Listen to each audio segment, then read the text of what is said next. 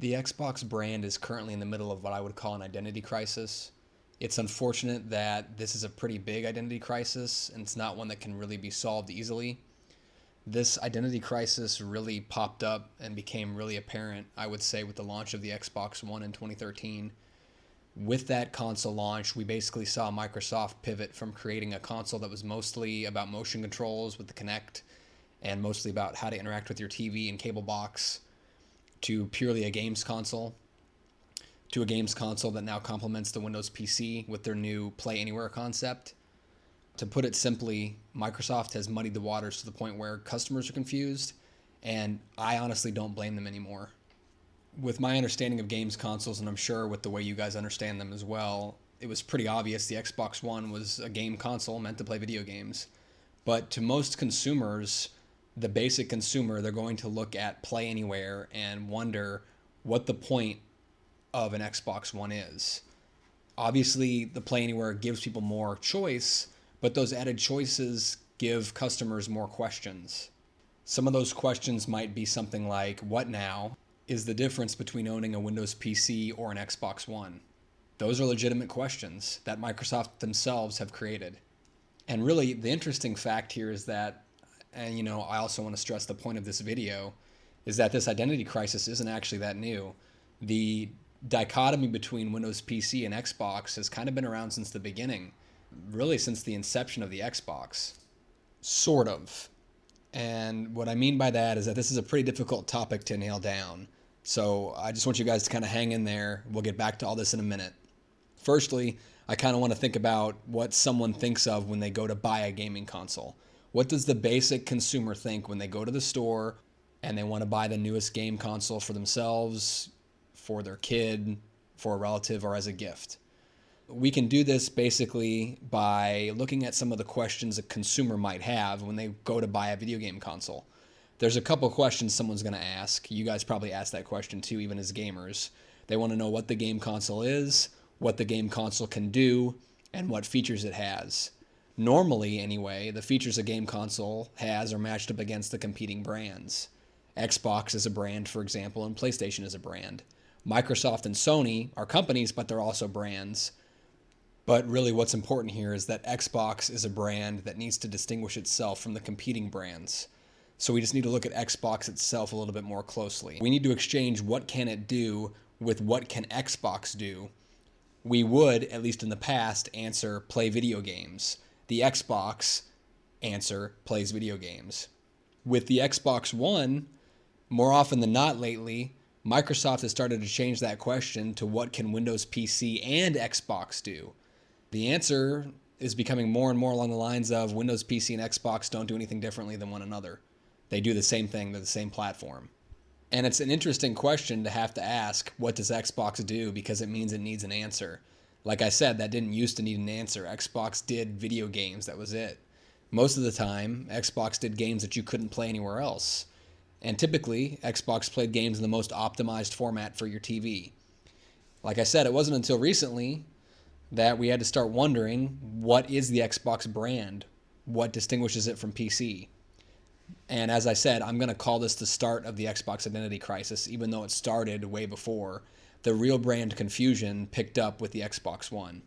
And ironically, the name of the Xbox One itself is a brand confusing title. This is one I really want to touch on. Xbox One? It does a lot to paint the current identity crisis we have with the Xbox brand as a whole. Is the Xbox One the original Xbox that launched in 2001? Or the Xbox One that launched in 2013? We now have to refer to the original Xbox as the OG Xbox because the Xbox One was launched in 2013. That's really just a simple naming issue though, and we've just barely scratched the surface of the confusion with the brand. The point I want to make is that Xbox currently is in this identity crisis and nobody really examines it. People have talked about the naming problem before, but no one actually examines what that problem has done. Not just the name, but the entire launch of this console. Is Xbox now a Windows PC, or are Windows PCs something else? But we'll get back to all that in a moment. I just kind of want to ask those questions to get you thinking about this identity crisis. Like I said earlier, the identity crisis has actually been happening all along, well before the Xbox One. Firstly, though, we have to understand what the current phase of Xbox is going through as a brand name. To look at how this crisis seems to be affecting the brand, we have to break that down to what the current market sales are reflecting in what's called the curve of the sales. That may sound a little complicated, but I'm going to break it down for you. It's going to make total sense pretty soon why the brand and why naming is so very important. The name of your console has to clearly show what it does and why it's different. This probably goes without saying that sales are generally going to show you when there's a crisis with a brand or a product. Basically, if sales are lower on a product that had recently had high sales, something's very wrong. I want to look at the Xbox One, which has sold roughly 30 million consoles now compared to its predecessor, compared to the Xbox 360, which sold roughly 85 million consoles, whereas now the PlayStation 4 has sold roughly 77 million consoles in the same time period as the Xbox One has sold 30 million, and the PS3 in the past sold roughly 85 million consoles as well as the Xbox 360.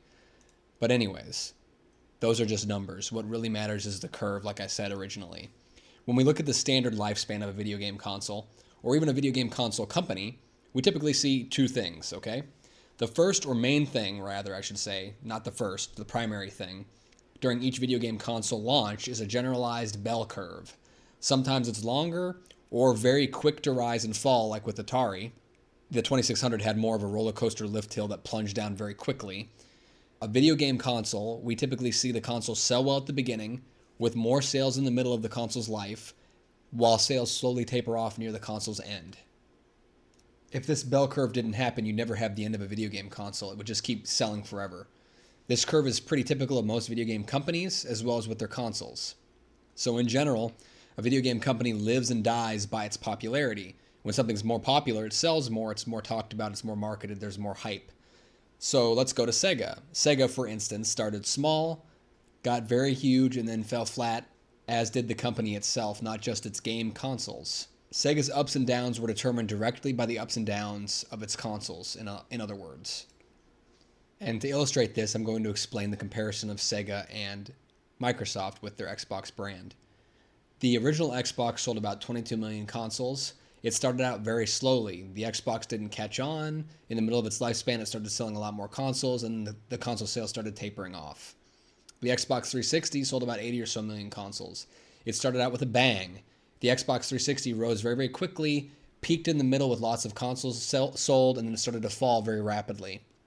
The Xbox One started selling very, very slowly and has not sold quickly its entire lifespan. It's currently sitting at about 30 million consoles sold. If we look at that, we can see Xbox started lower at 22 million, Xbox 360 hit the peak at 85 million, and then Xbox One has dropped it way down to 30 million again, closer to where the original Xbox was.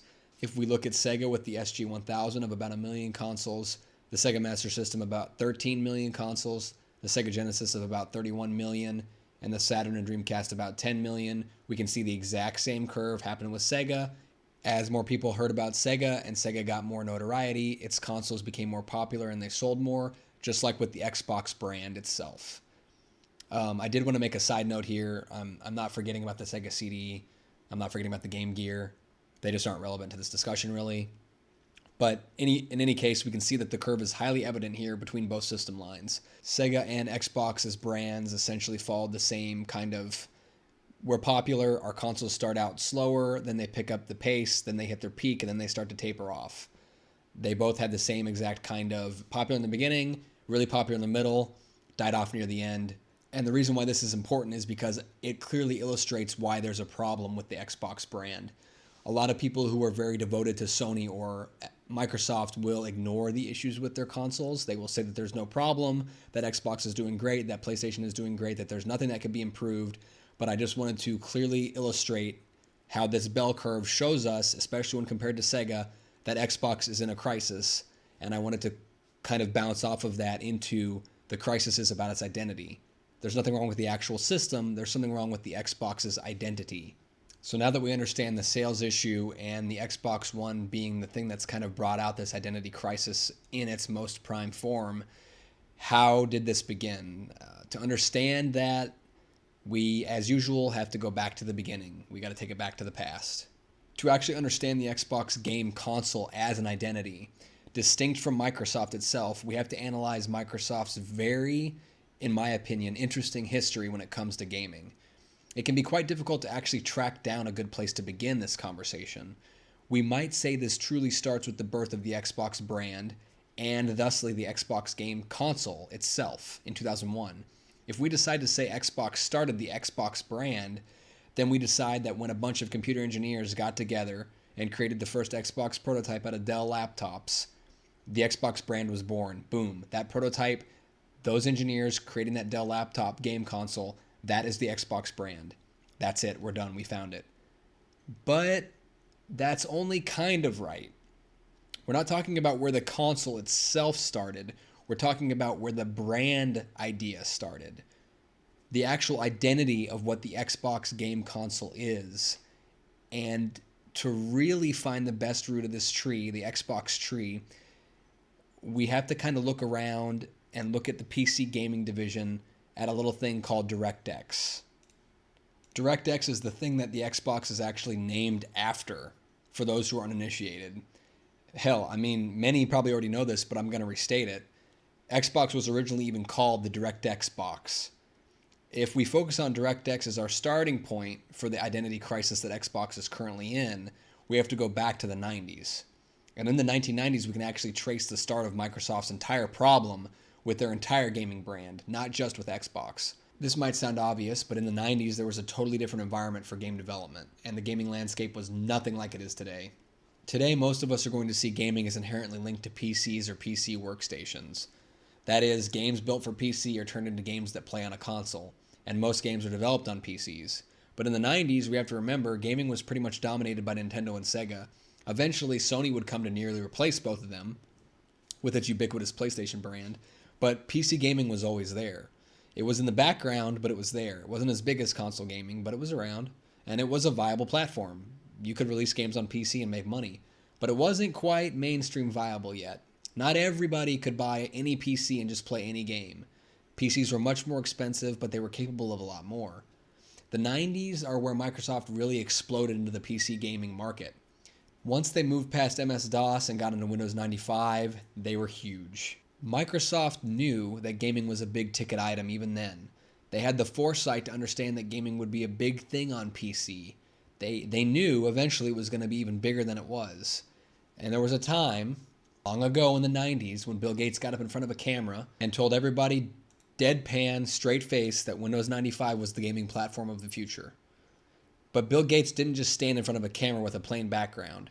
So he had the backdrop of the Windows 95 version of Doom behind him. He walked onto the camera with a leather trench coat on, holding a shotgun, and he said exactly, "Wow, these games are getting really realistic." That's a quote as he shook his shotgun. You should really look it up. I mean, it's a pretty great video for many, many reasons. But the main reason I bring this up is because this is the crystallization of Microsoft's identity crisis with the Xbox. Remember these words of Bill Gates. Windows 95 is the gaming platform of the future. But why is this the crystallization of Microsoft's identity problem with the Xbox? Bill Gates basically told everybody that his vision, that Microsoft's vision, was Windows PC gaming as the future. That was the future of how video games would be played. And why were PCs up and coming in the gaming scene? Well, one of the primary reasons this was possible and why Windows 95 was the gaming platform of the future was because of its platform called DirectX.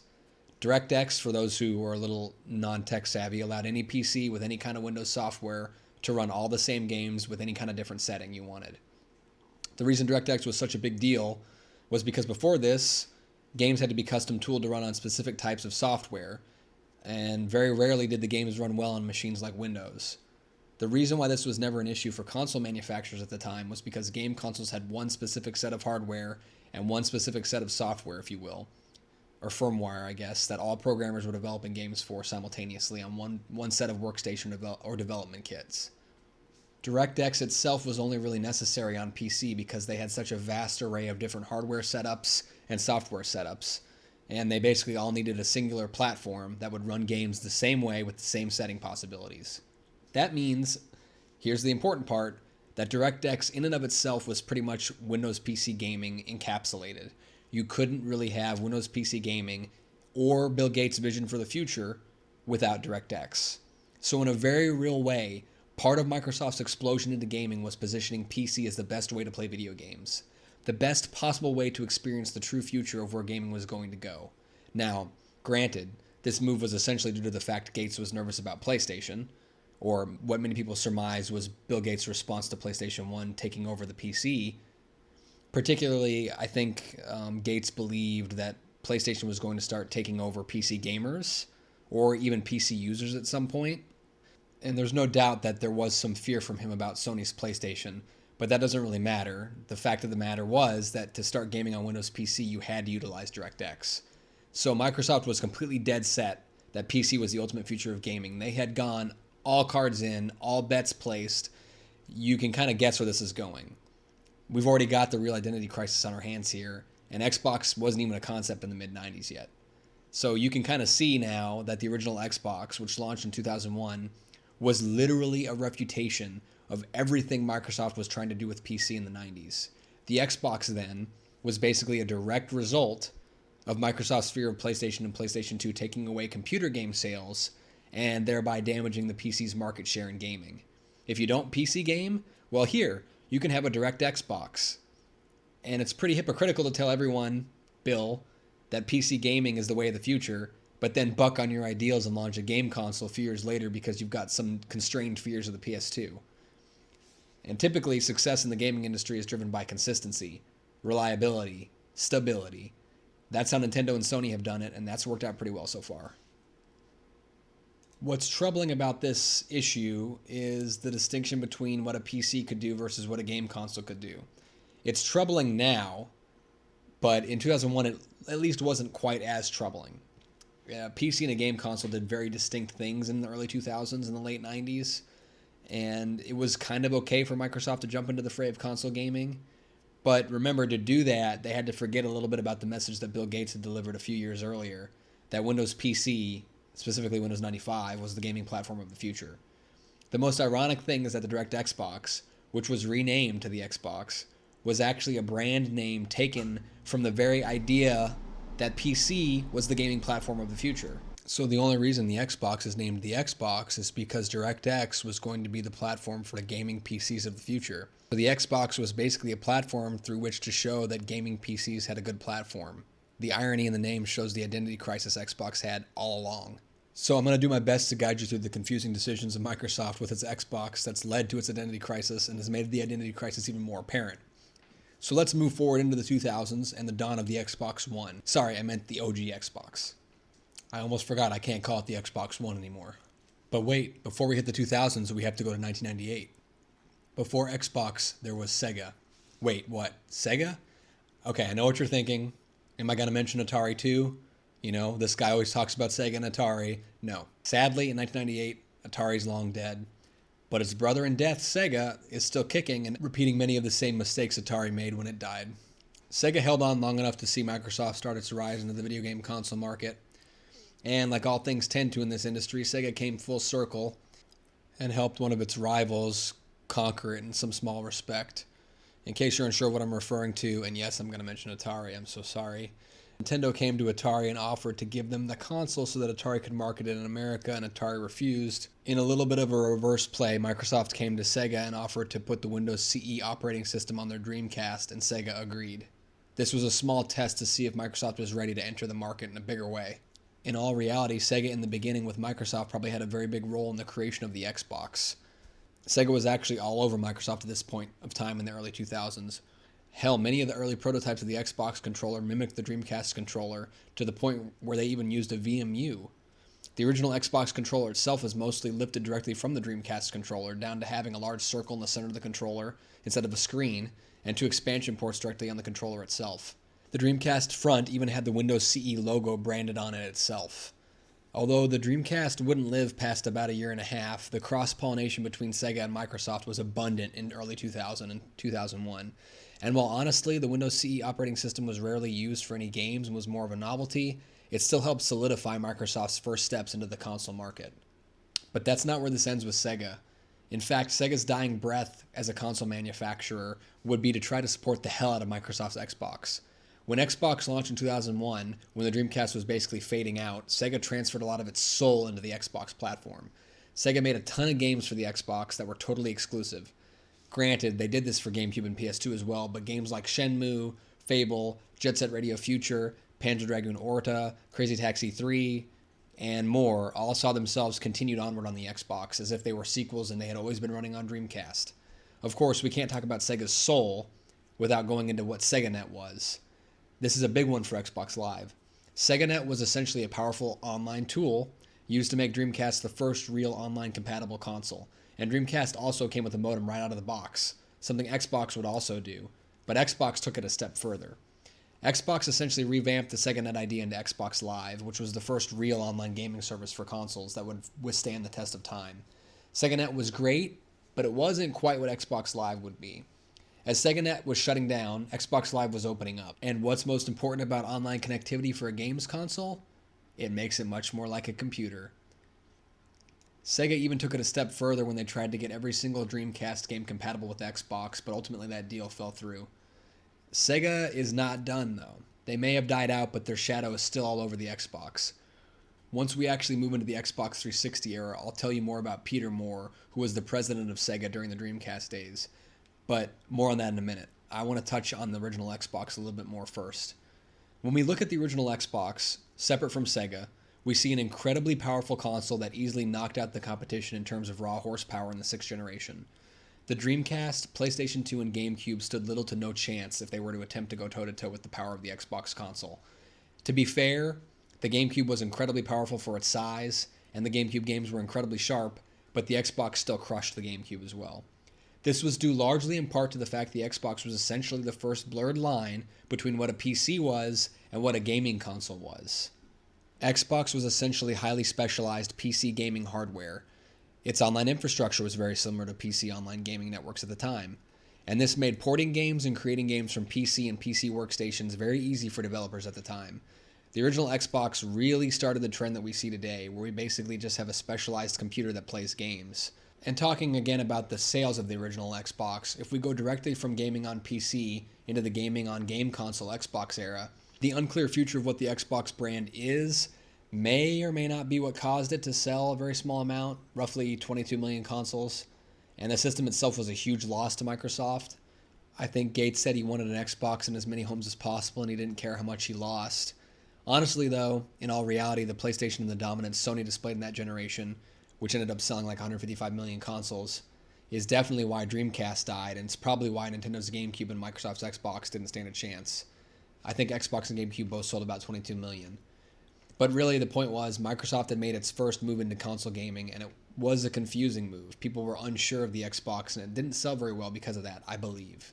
But it didn't matter whether or not it was confusing. What mattered was Microsoft seemed intent on sticking with it, and Xbox Live was a massive hit. Halo 2 really helped bring this gaming network online and really helped give Xbox an amazing exclusive game, and Xbox Live became a brand within Xbox as well that kept it alive. In the Xbox 360 era, we had Microsoft's longest lasting and most powerful entry into the game console market. We saw several iterations of the console, slim versions, quieter versions, versions with different hard drives, what have you. In most console lifespans, we see at least one revision, the PlayStation and the PlayStation 1, which was a smaller revision, the PS2 and the PS2 Slim, the PS3 and the PS3 Slim and the PS3 Super Slim. We didn't get to see a revision of the original Xbox though, but we did see several revisions with the Xbox 360. And I'm sure everyone's well aware of the major catastrophe that happened during the Xbox 360's lifespan, the Red Ring of Death. This issue literally would have destroyed any other console manufacturer and put them out of the hardware market for good, but not Microsoft. They looked at the Red Ring issue and basically said, fix it. And they didn't care how much money it was going to cost them. They just said, fix it. They had deep enough pockets, it didn't bother them one bit. The brand was more important. They wanted to keep Xbox alive. Had they not made this decision, the Xbox brand would have been dead right then and there. Peter Moore, who I mentioned earlier, joined Xbox at this junction, the previous president of Sega during the end of the Dreamcast days. Although I can't find any direct sources for it, there have been many allusions to the fact the Xbox 360 was slim and white as something of an homage or callback to the Dreamcast. It is a little weird when you look at it going from the black Xbox to the slim, in the middle, white Xbox 360. I can see the comparison, for sure, especially considering Peter Moore was the one around when Dreamcast was so big at Sega. Why is this important? Why is Sega back again? Why does Sega keep casting a shadow over things? Well, it's mostly important here because Microsoft began its foray into the console gaming market with Windows CE on the Dreamcast. And here in Xbox 360 days is the president of Sega during the Dreamcast time, now overseeing the Xbox 360 gaming community. So even during the time when the Xbox seemed very successful and the brand seemed purely into console gaming, you could see the roots of the tree where they were still messing around with DirectX and still messing around with Windows CE was still at play in Microsoft's gaming division. I just think this is an interesting fact here that Xbox could never truly escape its confusion, even when it was most successful. With Peter Moore there, it was kind of this constant, hey, remember? You messed with Dreamcast first. Remember back when you were still DirectX and just put Windows CE on Dreamcast? Remember before you turned DirectX into a DirectX box? I just think it's not ironic, but it's just very coincidental. And during this time period, we had PC gaming, which was starting to become a huge force in gaming, and it could finally start to stand toe-to-toe with console gaming. And because PC gaming was driven primarily by Windows, you can start to see the conflict of a competing brand, with PC gaming being big and Xbox 360 also being big. This starts the beginnings of where Xbox would start to have to decide whether or not it was a game console or a Windows PC. The 360 is what I would call a wild success for Microsoft, and I think Microsoft was trying to make it clear that Xbox was there to stay, along with Xbox Live, because Xbox 360 had plenty of exclusives, and there were still plenty of reasons to purchase a PC and an Xbox. They were still both fairly separate platforms. They made it clear that Xbox had different, distinct Xbox-specific games and different gameplay styles that you could not get on PC. And I think Xbox 360 sold roughly 85 million units to the PS3's 85 or so million units, and the Wii sold about 100 million units. I would say overall the 7th generation of games was a success for all three companies. That's unprecedented. We'd never seen that before in any previous console generation where all the console manufacturers are successful and they all make money. In the past, in the 80s and 90s, there was no way three different brands could all succeed at the same time. That would never have happened. But it happened here because the PlayStation 3 was seen as the niche, expensive console that had a Blu-ray player and high-quality premium features. The Wii was seen as the casual market console that was cheap and catered to everybody. And the Xbox 360 was seen as the gaming machine that everybody wanted. Unfortunately, the prosperity that Nintendo, Sony, and Microsoft had didn't last. In the 2010s, we entered the era of mobile gaming, phone gaming, tablet gaming. That started to look like the next big thing. And to be clear, this threatened Nintendo, Sony, and Microsoft big time, and that threat did make them change the dynamics of their 8th generation consoles in a way that basically almost destroyed Nintendo and left Xbox basically exposing its biggest identity crisis it's ever had, which was, we don't know if we just want to go to PC or keep Xbox going. A very bad thing to have to wonder about. But that wasn't an issue initially. Microsoft only started scrambling at the end when it looked like the Xbox One wasn't going to keep selling very well. But more on that in a minute. The Xbox One and the Wii U both launched with fears that tablet gaming and mobile gaming was taking over the living room. The idea that tablets and phones were going to become the new medium in which everyone gamed was a very real fear, and these companies tried to tackle that in two different and distinct ways. Nintendo, with their Wii U, thought that they would simply launch a tablet device with their newest console and that would get people excited. A tablet gaming console, what could go wrong if tablets were indeed the future of gaming? Xbox, however, took a vastly different approach. A set-top box. Microsoft decided that releasing a game console that could do much more than just play games was the way to make them stand out against the competition. So much so they focused almost exclusively on the fact the Xbox One could be used as a cable box to watch TV with a special cable guide, and totally ignored the fact people bought Xbox to play games. That, plus the fact the console launched for $500 US, which is a price point no console ever sells well at, because of the Force Connect, the always-on DRM, the always-on webcam, the fact the console would have to check in every 24 hours or it couldn't be used, and a plethora of other features like the fact it was meant to be a TV box and streaming box and games were almost secondary, doomed the Xbox One from the start. When Microsoft realized the Xbox One wasn't selling like they'd hoped, and PlayStation was selling because it was, just a games box, Xbox made the biggest mistake any console manufacturer could ever make. They threw out their exclusives. Indeed, even the name Xbox One means all-in-one, games, media, etc., not what someone wants in a machine they buy primarily for games. In fact, Xbox as a brand used to stand for games, or did stand for that, so calling something Xbox One is refuting the very nature of the brand. Xbox, games, and a bunch of other media and stuff and TV. That's not Xbox anymore. That's never what Xbox was. Xbox's new Play Anywhere now means that you can own a PC or an Xbox and play the same game. That means Xbox's biggest competitor is now itself. PC, Microsoft PC, Windows PC. The largest flaw in this tactic is the fact that Xbox and PC are now going to be scrutinized with the thought of what is the cheapest and most readily available that can do the most things, and that's going to be PC. What is easier and less expensive will win out if it has the same games. If, for example, PC, Xbox, Switch, and PS4 all have the same game, people are going to buy whatever is easiest and most available to them. If they own both a gaming PC and an Xbox, they no longer need one of them. They no longer need to buy the game twice either. While it's a good thing developers allow gamers more options, it's a bad thing if you're struggling with a confused brand to take away its exclusive games and relegate them to PC. By making the Xbox and the PC compete, both brands will lose in the long run, because it may seem like a win for Windows, but this isn't about Windows or Microsoft. It's about what makes the Xbox brand survive. Windows will survive with no issues. Xbox is not guaranteed the same survival. Really quickly, I just wanted to circle back around to Kinect. I want to draw a direct Wii comparison. Microsoft attempted so heavily to market the Kinect and force it into homes by bundling it in a $500 Xbox One package. They forgot that people wanted the Xbox to play games. They forgot the most basic fact about their brand was that they wanted to play games. Instead of focusing on ancillary features like motion controls and secondary features like voice control, they should have focused on the primary function of the console, to play games. Instead, what they've done is bring us back to the primary question of the 90s. Is PC the way of the future for gaming, or is Xbox? Believe me, it cannot be both. It's going to be one or the other. Time has proven again and again in the video game industry, a video game console survives by amazing exclusives and amazing support. If you do not have the software, the hardware will fail and has failed every single time. And so now we're sitting at a crossroads with the Xbox brand. The confusion's only getting worse as they continue to try to market power and hardware instead of good games and exclusives. The Xbox One X launch was fantastic, but it wasn't the launch that Xbox needed. Xbox needed a plethora of great games, and they needed to move away from the brand that started the most confusion for them, Xbox One. I want to draw some comparisons now to the Wii U.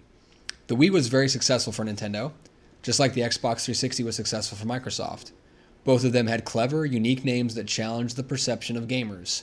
The Wii, easy to understand as a casual group gaming system with the idea that we would like to play. The Xbox 360. While it might sound silly to say Xbox Circle, that illustrated that the Xbox wasn't just a square and it could do much more than just play a game or two. It could connect you to Xbox Live, put you into any game online at a moment's notice, and give you a lot of great games that you can do it with. Now, we enter the current era. The Wii U and Xbox One launch. Both of them undersell. The Wii U, I believe, sold 14 million consoles in 4 years. Xbox One sold about 25 million consoles in 4 years. If you'll notice, we're back to that bell curve.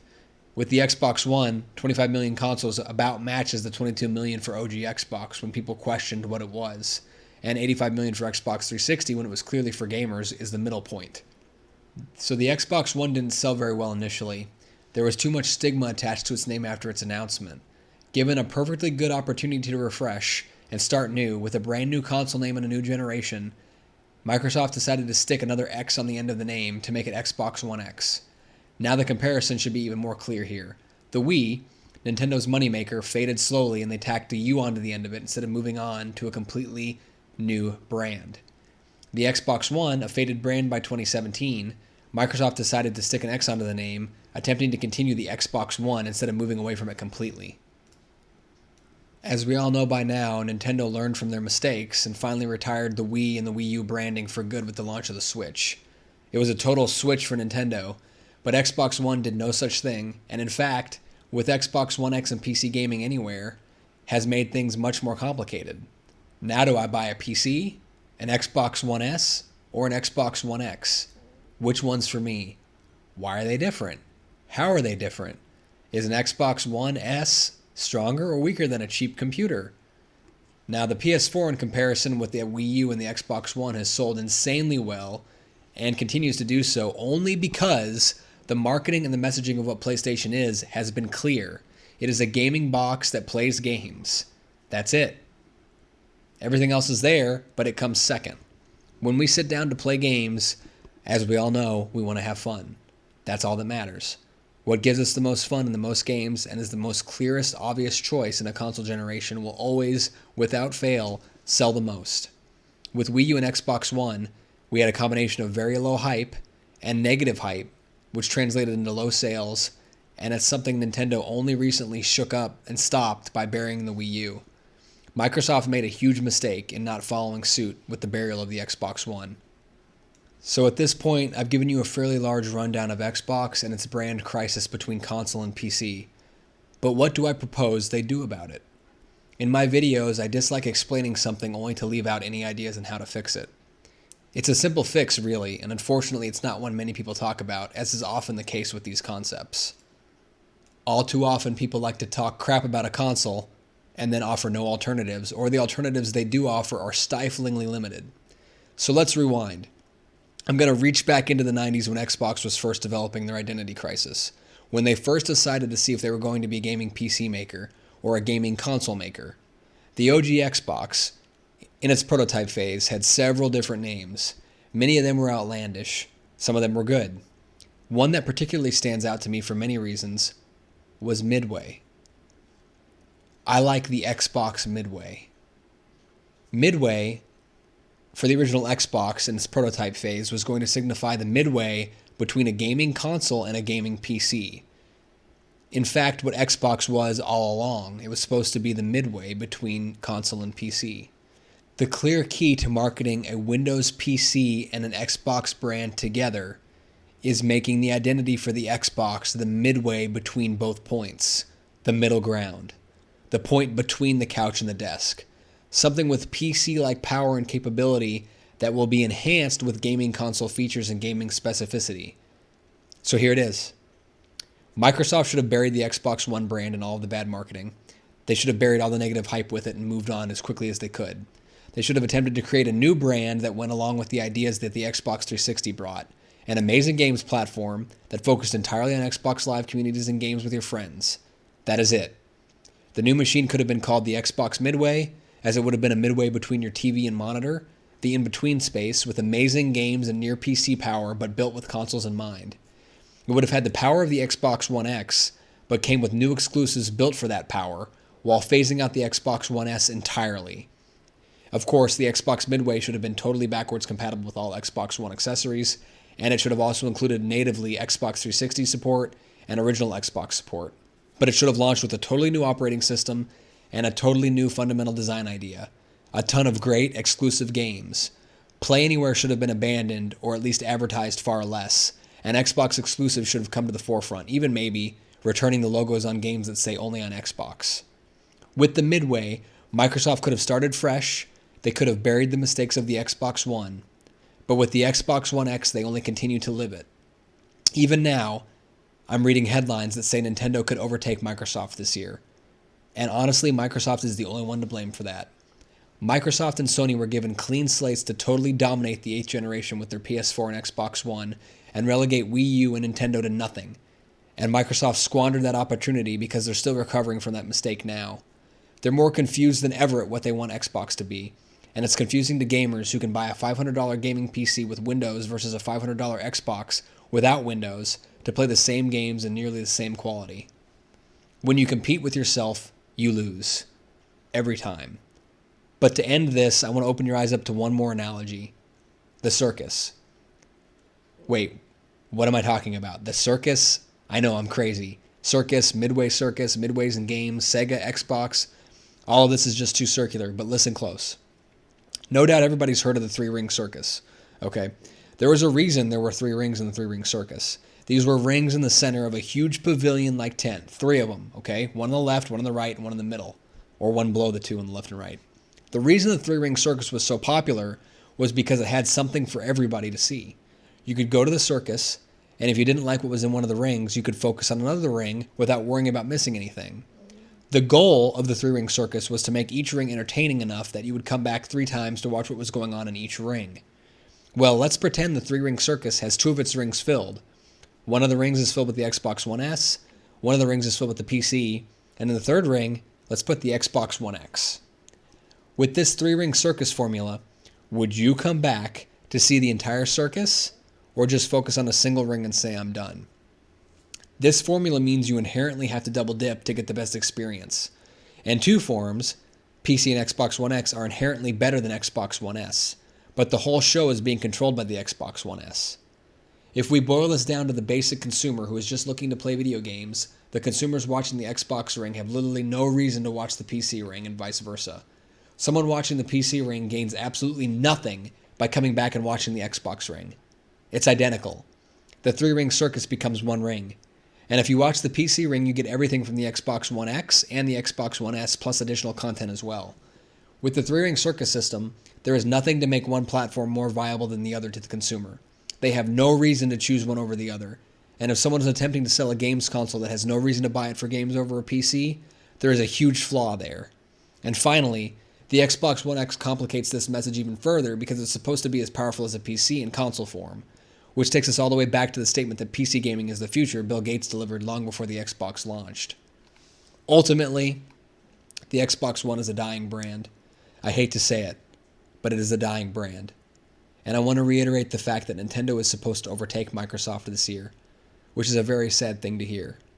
I love all console manufacturers, and I've seen a lot of gaming manufacturers come and go over the years. It really, honestly, brings a chill to me, and it makes me shiver to think about the fact that we may be watching the final nail in Xbox's coffin right now, just as I've watched the Jaguar and the Dreamcast before it. Whatever the case may be, it's clear that there is a problem, and Microsoft seems intent on making the brand confusion even more potent. All we can really do now is hope that they start releasing a lot of great games for the Xbox One X, slowly phase out the Xbox One S, and so that way we can start getting Xbox One X exclusive games that can fully take advantage of the upgraded hardware. If Microsoft doesn't act soon, and the Switch continues to sell so well, and the PlayStation 5 launches, the Xbox One X may just be the last Xbox hardware we see. That's a really good way to end the brand identity crisis, isn't it? Then Bill Gates can really say, PC is the gaming platform of the future, and he can mean it for real this time.